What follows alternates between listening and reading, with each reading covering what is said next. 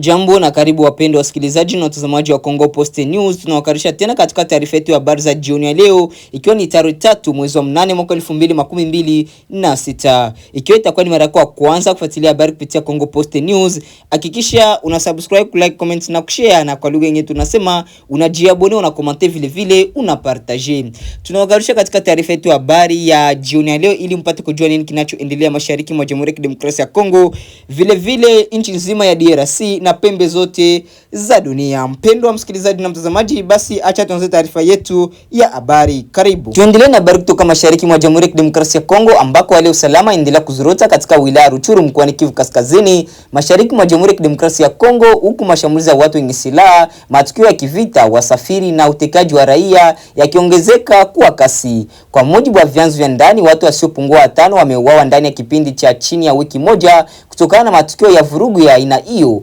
Wakazi wanasema mashambulizi hayo yamezua hofu kubwa miongoni mwa wakazi. Baadhi ya familia zimelazimika kupunguza safari na shughuli zao za kila siku kwa kuhofia usalama wao. Taarifa zinaeleza kuwa washambuliaji walivamia raia katika maeneo mbalimbali wakiwashambulia, kuwapora mali zao na kuwateka nyara. Matukio ya kivita, wasafiri kwenye barabara muhimu pia yameripotiwa kuongezeka, hali inayotatiza usafiri na shughuli za biashara katika eneo hilo. Kutokana na hali hiyo, wananchi wa Rutshuru wameiomba mamlaka husika kuchukua hatua za haraka ili kuimarisha ulinzi wa raia. Wanasisitiza kuwa ongezeko la mashambulizi linaendelea kuhatarisha maisha ya watu wasiokuwa na hatia na kuzidisha hali ya sintofahamu katika jamii. Viongozi wa jamii wanatoa wito kwa serikali na vyombo vya ulinzi kuongeza doria, kuimarisha uwepo wa vikosi vya usalama katika maeneo yenye hatari kubwa na kuhakikisha wahusika wa mashambulizi hayo wanaripotiwa au wanafikishwa mbele ya sheria. Wachambuzi wa masuala ya usalama wanaeleza kuwa kuendelea kwa mashambulizi, utekaji nyara na mauaji katika eneo la Rutshuru kunaonyesha umuhimu wa juhudi zaidi za kulinda raia na kurejesha utulivu katika eneo hilo ambalo limeendelea kukumbwa na migogoro ya makundi yenye silaha kwa muda mrefu. Hadi kufikia sasa, mazingira halisi ya kila tukio na utambulisho wa wahusika bado haujathibitishwa rasmi na mamlaka, huku uchunguzi ukiendelea. Kwa sasa wakazi wa Rutshuru wanaendelea kuishi kwa tahadhari kubwa, wakitumaini kuwa hatua madhubuti zitachukuliwa ili kurejesha amani na usalama katika eneo hilo. Tuendelee na habari kutoka mashariki mwa Jamhuri ya Kidemokrasia ya Kongo, ambako wananchi wa vijiji vya Kabulungu na ambayo vilivyopo katika sheferia Kabare wilayani Kabare mkoani Kivu Kusini wanaripotiwa kupoteza mifugo na mali mbalimbali baada ya uvamizi uliofanyika Jumapili tarehe 2 mwezi wa 8 mwaka 2026. Kwa mujibu wa taarifa iliyotolewa na uongozi wa sekta ya Operation Skola Pili kaskazini mwa Kivu Kusini, uvamizi huo unadaiwa kufanywa na wapiganaji wa muungano wa M23. Taarifa hiyo inaeleza kuwa ng'ombe, mbuzi pamoja na mali nyingine za samani zilichukuliwa kutoka kwa wakazi wa eneo hilo, jambo lililoacha familia nyingi katika hali ngumu ya maisha. Jeshi linasema tukio hilo ni sehemu ya matukio yanayoendelea ya uporaji dhidi ya raia katika maeneo yanayokumbwa na migogoro ya kiusalama. Wakazi walioathirika wanahofia kuendelea kupoteza mali zao, huku wengine wakilazimika kuhama kwa hofu ya mashambulizi mengine. Akizungumza kupitia taarifa rasmi, msemaji wa sekta ya Operation Skola Pili kaskazini mwa Kivu Kusini, Luteni Meya GB alilaani vitendo hivyo vya uporaji na kuvitaja kuwa vinaathiri zaidi wananchi wasiokuwa na hatia. Aliwataka wakazi kuendelea kuwa watulivu na mshikamano licha ya changamoto za kiusalama zinazoendelea. Jeshi pia limehimiza wananchi kuendelea kushirikiana kwa karibu na vyombo vya ulinzi na usalama kwa kutoa taarifa kuhusu mienendo yoyote inayoweza kuhatarisha usalama wa jamii. Kwa mujibu wa jeshi, ushirikiano huo ni muhimu katika juhudi za kurejesha amani na kulinda raia pamoja na mali zao. Hadi sasa hakuna taarifa huru iliyothibitisha idadi kamili ya mifugo na mali zilizoporwa, wala upande wa M23 hujatoa tamko kuhusu madai hayo. Tukio hili linaongeza wasiwasi kuhusu hali ya usalama katika maeneo ya Kabare na sehemu nyingine ya Kivu Kusini, ambako wananchi wanaendelea kuwa waathirika wakubwa wa mapigano na vitendo vya uhalifu vinavyohusishwa na makundi yenye silaha. Jimbo la Katanga nchini Jamhuri ya Kidemokrasia ya Kongo limekumbwa na tukio jingine la ukosefu wa usalama baada ya watu wanaodaiwa kuwa waasi wa kundi ya Mai Mai kushambulia eneo la Kiobo Mamba lililopo katika wilaya Mitwaba. Shambulio hilo lilitokea alfajiri ya Jumapili kati ya saa 11 na saa 2 asubuhi kwa saa za Afrika ya Kati na kuacha vifo, majeruhi pamoja na uharibifu mkubwa. Kwa mujibu wa taarifa zilizotolewa na viongozi wa asasi za kiraia za eneo hilo, washambuliaji walivamia kambi ya wanajeshi kwa kushtukiza kabla ya kushambulia miundombinu ya kijeshi na makazi ya familia za wanajeshi waliokuwa wanaishi katika eneo hilo. Taarifa za awali zinaonyesha kuwa watu 4 walipoteza maisha katika shambulio hilo. Miongoni mwa waliouawa ni wanajeshi 2 pamoja na watu 6 waliokuwa wategemezi wa wanajeshi au wategemezi hao ni pamoja na mwanamke wa mwanajeshi mmoja na watoto 5 walioteketea kwa moto baada ya kambi hiyo kuchomwa kwa moto wakati wa shambulio. Mbali na waliopoteza maisha, wanajeshi 2 wajeruhiwa kwa risasi, huku wanawake 4 wakipata majeraha ya moto kutokana na nyumba zilizoteketea kwa moto. Hali hiyo imeongeza huzuni kwa wakazi wa Kiubo Mamba ambao wamekuwa wakikabiliwa na matukio mara kwa mara mashambulizi makundi yenye silaha. Mwakilishi wa asasi za kiraia katika eneo hilo amesema kuwa tukio hili limeacha maumivu makubwa kwa jamii, hasa kutokana na ukweli kwamba waathirika wengi walikuwa ni wanawake na watoto waliokuwa wanaishi ndani ya kambi ya jeshi kwa ajili ya usalama wao. Baada ya washambuliaji kujiondoa, hali ya utulivu ilianza kurejea katika eneo hilo. Wanajeshi walitumia vikosi vya ziada kutoka mji wa Mitwaba ili kuimarisha usalama na kuzuia uwezekano wa mashambulizi mengine. Doria zimeanzishwa katika maeneo yanayozunguka Kiubo Mamba kwa lengo la kufuatilia njia wanazozitumia washambuliaji kuingia na kujiondoa. Vyanzo vya eneo hilo vinaeleza kuwa wanajeshi waliopo Kiubo Mamba wanaonyesha hasira na masikitiko kufuatia shambulio hilo, wakisema kuwa familia zao zinaendelea kuwa katika hatari kutokana na mashambulizi yanayojirudia. Kiubo Mamba ni kijiji kilichopo zaidi ya kilomita 100 kutoka mji wa Mitwaba na takriban kilomita 300 kutoka Lubumbashi. Umbali huo pamoja na miundombinu duni ya barabara hufanya iwe vigumu kwa vikosi vya usalama kufika haraka wakati wa dharura.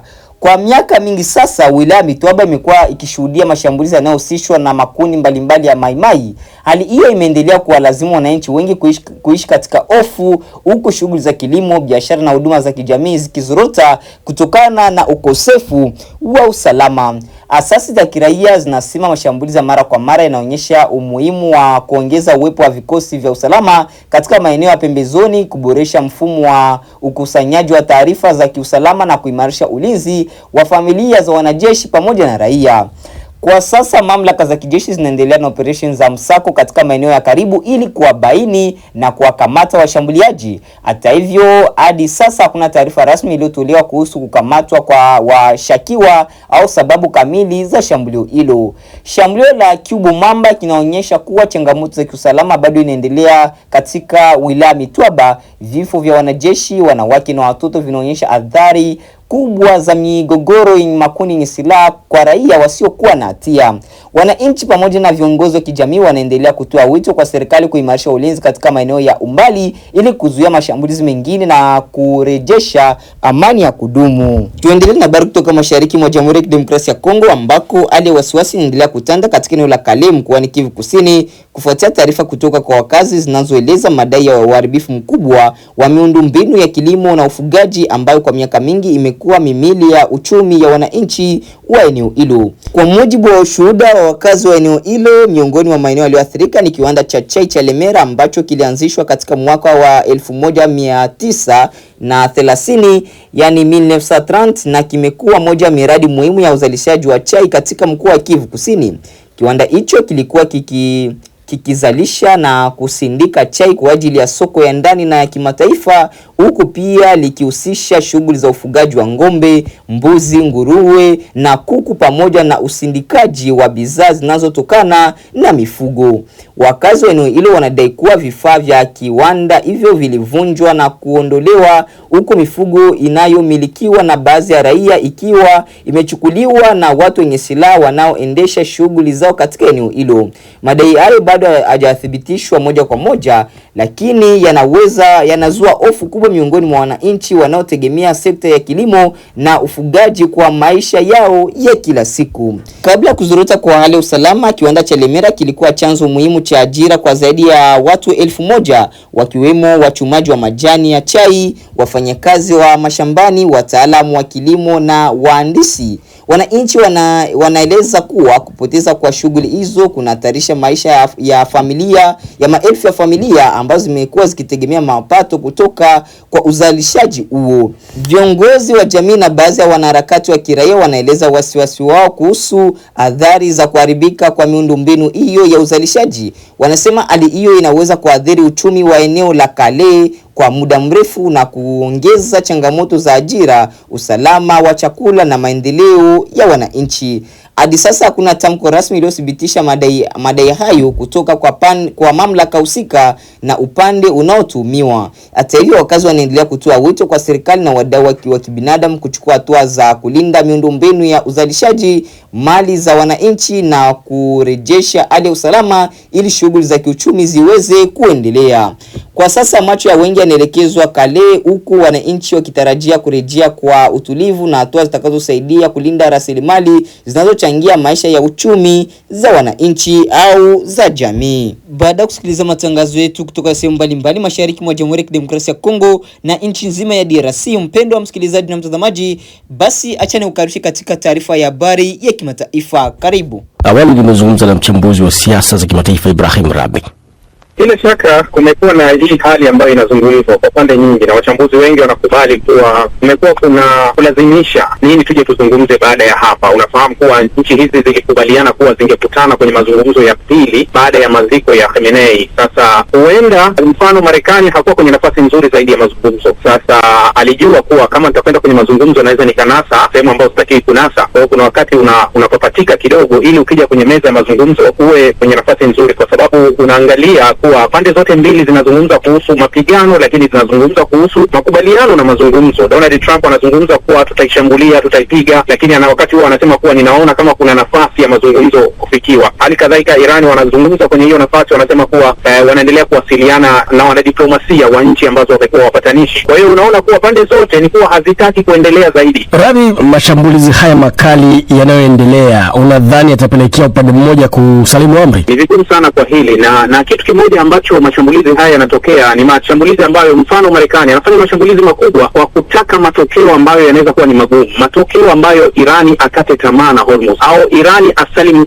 amri na Hormuz. Ni kitu kigumu sana kwa sababu kazi ya kuilinda Hormuz ambayo Irani anaifanya si kazi inayohitaji nguvu sana au kubwa sana iweke Irani, isipokuwa tangazo na tishio la Irani pekee linatosha kuifanya hiyo kazi kamili, na mashambulizi machache ambayo ataelekeza kwenye meli yanatosha kuwatisha wamiliki wa meli au meli zenyewe au makampuni ya bima kutoingiza meli zao. Kwa hiyo sitegemei kama kutakuwa na mabadiliko yoyote makubwa, isipokuwa naona tu kuwa dunia itazidi kuumia kwa sababu tunaona bei ya mafuta inavyozidi kwenda juu. Juni 17 Marekani na Irani zilikubaliana kuhusu mpango wa kuhitimisha mgogoro huu kupitia yale makubaliano yenye vipengele 14. Nini haswa kimekwenda kombo, Rabi? Bila shaka kuna maelezo ambayo yamekuwa kwenye ile MOU ya vifungu 14. Sasa kifungu cha 5 nadhani wamebishana sana kwenye tafsiri, kwa sababu Irani wanasema kwenye kifungu cha 5 ambacho Marekani alikubaliana nacho ni kifungu ambacho kilikuwa kinatoa idhini ya Irani kusimamia mlango wa bahari wa Hormuz kuanzia pwani yake mpaka upande wa pili wa pwani ya Omani, jambo ambalo Marekani wanakataa, wanasema kuwa tafsiri imepotoshwa na Irani. Sasa katika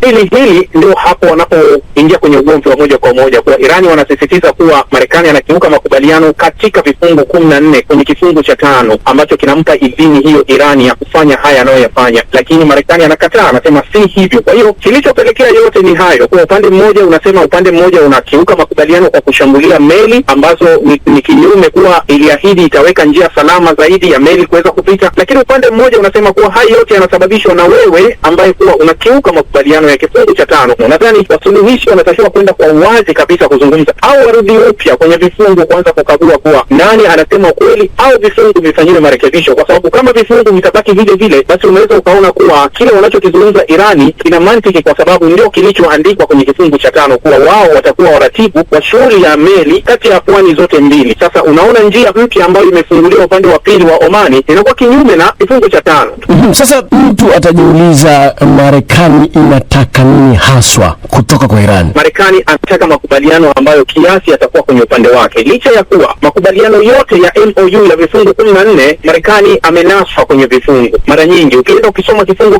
kimoja utaona sana vifungu vimempa Irani, havijampa Marekani kwa nafasi hiyo. Sasa nadhani Marekani kuna wakati wanastuka, wanaona kama mbona sisi ni wakubwa, mbona tumetolea gharama, mbona tumefanya nini? Lakini tunaona tangu usitishaji ni kuwa Marekani anafungua Irani fedha, Marekani anaondoa vikwazo, Marekani. Sasa Irani ametoa nini kuipa Marekani? Hilo ndio ambalo Marekani kuna wakati kama linawauma roho yao na kutaka kujaribu sasa, hebu tuanzishe upya huu mchezo, tuvuruge, tuanze upya, labda tutakuja kukaa kwenye vifungu vizuri zaidi ambavyo vitakuja kutupa vizuri zaidi. Kwa haya yote yanayoendelea, Rabi, unaweza kusema kwamba mgogoro huu upo mbali kabisa kufikia mwisho? Sio rahisi kufika mwisho, lakini pia ni rahisi kufika mwisho kwa sababu ishara zilikuwepo na dalili zilikuwepo, na mgogoro huu mara nyingi hauamuliwi na nguvu zinazotumika. Mgogoro huu unaamuliwa sana na matokeo yanayotoka baada ya hili. Unaona kuwa siku 10 zilizopita, unaona bei ya mafuta ilikuwa kati ya $72 na $73, lakini nazungumza na wewe hapa leo mafuta yameamka na $81. Sasa majibu haya hayaendi kokote, yanaenda kwenye ulimwengu duniani, na waliopo duniani ndio wanapaza sauti na kelele kuona hiki hakiwezekani, tutaendelea zaidi. Kwa hiyo matokeo ya hii vurugu huwa inaamuliwa na ulimwengu, sio wao wanaopigana, kwa sababu wao wanaopigana bado wote wana nguvu. Ibrahim Rahbi ni mchambuzi wa masuala ya kimataifa. Msikilizaji, tukiwa bado katika mzozo huo wa Mashariki ya Kati, katika muda wa miaka miwili ambapo Israel imekabiliana vikali dhidi ya Iran na washirika wake katika ukanda wa Mashariki, katika kanda ya Afrika ya Mashariki ya Kati, raia wengi nchini Israel walikuwa na matumaini makubwa kwamba shinikizo la kijeshi litapunguza makali au hata kufanya mabadiliko kwa serikali ya Tehran kabisa. Lakini mkataba mpya kati ya Iran na Marekani sasa unazua hofu mpya kwamba adui mkubwa wa Israel huenda akapata nguvu kubwa kuliko ilivyokuwa awali. Wengi wanamlaumu Waziri Mkuu Benjamin Netanyahu, kama anavyoeleza mwandishi wetu GR Gol katika taarifa inayowasilishwa na Ahmed Bahaj.